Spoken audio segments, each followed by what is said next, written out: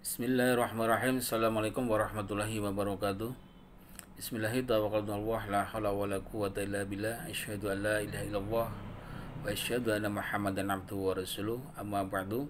Yang sama-sama kita hormati dosen pengampu mata kuliah Fikih Muamalah Kontemporer Al-Ustadz Ali Aminullah SAG MPDI MA. Kami dari kelompok 6 yaitu ingin memerstasikan tentang kafalah. Pengertian dan dasar hukum tentang kafalah.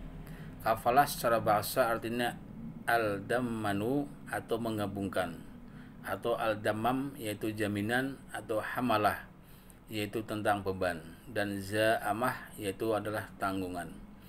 Menurut istilah, kafalah merupakan jaminan yang diberikan oleh penanggung atau kafil kepada pihak ketiga untuk memenuhi kewajiban pihak kedua atau yang ditanggung. Dalam pengertian lain, kafalah juga berarti mengalihkan tanggung jawab seseorang yang dijamin dengan berpegang pada tanggung jawab orang lain sebagai penjamin atau kafil. Dasar hukum kafalah yaitu terdapat dalam surat Yusuf ayat 66.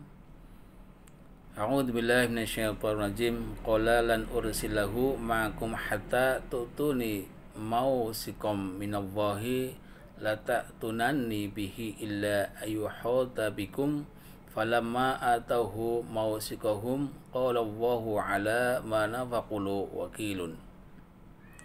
Dia Yakub berkata, aku tidak akan melepaskannya atau pergi bersama kamu sebelum kamu bersumpah kepadaku atas nama Allah bahwa kamu pasti akan membawanya kepadaku kembali, kecuali jika kamu dikepung musuh. Setelah mereka mengucapkan sumpah, dia Yakub berkata, Allah adalah saksi terhadap apa yang kita ucapkan.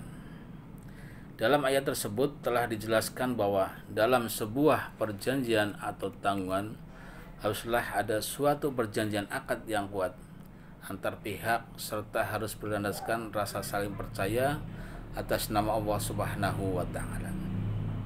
Hal ini pun masih ada kaitannya dengan yang namanya kafalah.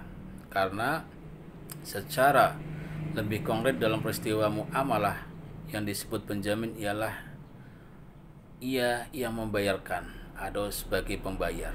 Maka seperti firman Allah Subhanahu wa taala dalam Quran surat Yusuf ayat 72, A'udzu billahi minasyaitonir rajim. Qalu nanfiqu suwa'al maliki wal minajja waliman jaa'a bihi himlum bi khairi wa anna bihi za'im. Yang artinya mereka menjawab, kami kehilangan piala raja dan siapa yang dapat mengembalikannya akan memperoleh bahan makanan seberat beban unta dan aku jamin itu. Ibnu Abbas berkata bahwa yang dimaksud dengan zaim dalam ayat ini ialah kafil yang berarti penjamin. Demikianlah pengertian dan dasar hukum tentang kafalah. Jadi saya cukup sekian. Wassalamualaikum warahmatullahi wabarakatuh. Selanjutnya yaitu rukun dan syarat kafalah. Terdapat 5 rukun kafalah. Yang pertama, penjamin atau kafil. Syarat yang pertama yaitu penjamin harus sudah akil balik. Yang kedua, penjamin memberikan tanggungan karena kehendak sendiri bukan paksaan dari orang lain. Yang ketiga, harus ridho atas jaminan yang ia berikan. Dan yang keempat, tidak memiliki hutang pada orang yang sama. Rukun yang kedua yaitu makfulahu atau orang yang diberikan jaminan. Syarat yang pertama yaitu makfulahu harus yang dikenal oleh kafil. Syarat yang kedua, makfulahu harus hadir saat akad berlangsung. Makfulahu memiliki hak penuh atas piutang yang ia berikan. Rukun yang ketiga yaitu makful anhu atau orang yang dijamin. Syaratnya yaitu makful anhu harus orang yang dikenal oleh kafil dan makful anhu sanggup menyerahkan tanggungannya pada kafil. Rukun yang keempat yaitu makful bi atau objek jaminan. Syarat yang pertama harus sudah disepakati baik berupa hutang harta, benda maupun pekerjaan. Syarat yang kedua harus mengikat yang tidak dapat dibatalkan tanpa adanya alasan yang syar'i atau sudah dilunasi. Syarat yang ketiga, bukan sesuatu yang bertentangan dengan syariat Islam atau sesuatu yang haram. Rukun yang kelima, yaitu sigot kafalah atau ijab kabul. Ijab kabul kafalah dapat diekspresikan dengan ungkapan yang menyatakan adanya kesanggupan untuk menanggung hal tersebut. Baik, saya akan melanjutkan presentasi dari Nurjana tentang jenis-jenis kafalah. Yang pertama, adapun kafalah bil nafs, yaitu merupakan akad yang memberikan jaminan atau personal guaran. Dalam praktik perbankan, bentuk akad ini dicontohkan dengan adanya seorang nasabah yang mendapat pembayaran dengan jaminan nama baik dan ketokohan seorang atau pemuka masyarakat. Meski bank tidak secara langsung memegang barang tersebut, tetapi baik pihak bank berharap bahwa toko tersebut dapat mengusahakan pembayaran ketika nasabah yang akan dibiayai mengalami kesulitan. Yang kedua ada kafalah bil mal, yaitu merupakan jaminan pembayaran barang atau pelunasan hutang. Akad dengan bentuk ini merupakan lapang yang paling luas untuk bank dalam memberikan jaminan kepada nasabahnya dengan imbalan fee atau uang jasa tertentu.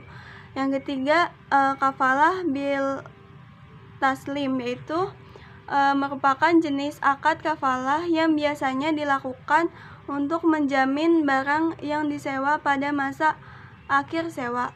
Jenis jaminan ini dapat digunakan oleh bank untuk kepentingan nasabahnya dalam bentuk kerjasama dengan perusahaan sewa. Jaminan pembayaran bagi bank sendiri dapat berupa deposit atau tabungan, dan bank juga dapat membebankan fee kepada nasabah tersebut. Yang keempat ada kafalah al-munjazah, merupakan jaminan mutlak yang tidak dibatasi oleh jangka waktu dan untuk tujuan serta kepentingan tertentu. Salah satu contoh dari akad ini adalah pemberian jaminan dalam bentuk jaminan prestasi, perform bond. Yang kelima ada kafalah al-mu'allaqah, yaitu kafalah jenis ini merupakan penyederhanaan dari kafalah al-munjazah, baik oleh pihak perbankan maupun oleh pihak asuransi. Perbedaannya hanyalah pada pembatasan waktu yang diberikan pada akad kafalah al-mu'allaqah. Sekian presentasi saya, selanjutnya akan dilanjutkan oleh presentator lainnya. Baik, bismillahirrahmanirrahim. Selanjutnya saya akan menjelaskan mengenai implementasi daripada akad kafalah. Nah, di sini bisa rekan-rekan sekalian lihat bahwasannya ada skema daripada akad kafalah pada bank garansi. Nah, lalu apa saja mekanisme daripada implementasi akad kafalah pada bank garansi? Yang pertama di sini adalah adanya prosedur penerbitan bank garansi. Jadi adanya yang pertama prosedur penerbitan bank garansi. Kemudian selanjutnya setelah adanya prosedur penerbitan daripada pihak bank, maka si nasabah mengajukan surat permohonan penyediaan garansi bank kepada pihak bank. Adapun isi daripada surat permohonan tersebut diantaranya ada berapa besar penjaminannya untuk pekerjaannya, kemudian untuk pekerjaan atau proyek apa, dan juga untuk jangka waktu yang berapa lama, dan lain sebagainya. Setelah adanya pengajuan surat permohonan penyediaan yang dilakukan oleh nasabah kepada pihak bank, maka selanjutnya pihak bank, khususnya daripada komite pembiayaan atau bagian daripada marketing bank syariah, akan mengadakan evaluasi, akan meninjau terlebih dahulu, akan melihat terlebih dahulu apakah si nasabah ini layak untuk diterbitkan bank garansinya. Nah, apabila telah dinilai layak, baru diterbitkanlah bank garansinya kepada si nasabah tersebut. Nah, setelah adanya proses itu, maka selanjutnya akan ada substansi bank garansi. Setelah adanya substansi bank garansi, maka mekanisme yang selanjutnya adalah bank syariah sebagai pihak pertama menjamin kontraktor, yang dimana kontraktor ini sebagai pihak kedua kepada pemimpin proyek, yang dimana pemimpin proyek di sini adalah pihak ketiga, bahwa jika pihak kedua dinyatakan sebagai pemenang proyek atau pekerjaannya ternyata melakukan prestasi atau mengundurkan diri, maka pihak pertama atas nama pihak kedua akan membayar sejumlah dana kepada pihak ketiga. Nah, kemudian bank garansi berlaku sejak diterbitkannya wakat sampai jangka waktu tertentu atau pihak kedua dinyatakan tidak menang dalam lelang pekerjaannya. Jadi begitulah skema kafalah daripada bank garansi.